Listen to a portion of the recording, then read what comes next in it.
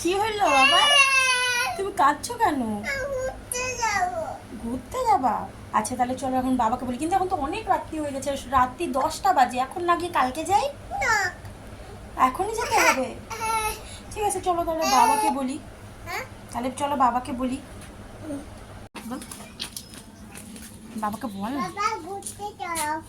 ঘুরতে রাত্রেবেলা ঘুরতে চলো।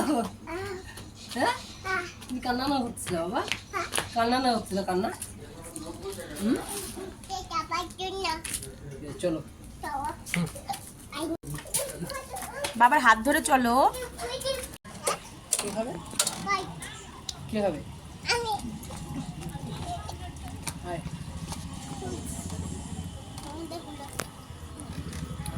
তাহলে এখন ঘুরতে যাবা? চলো। আজকে বাবা ঘুরতে যাবে।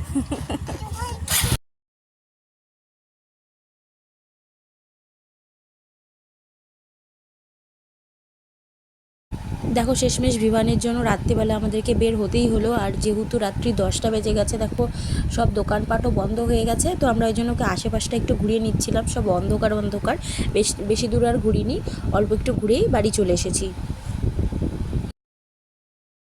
তো দেখো এখন বাইরে থেকে ঘুরে চলে আসছি, আর ঘুরে বাড়িতে আসার সময় বিমান দেখো একটা আইসক্রিম নিয়ে চলে এসছে।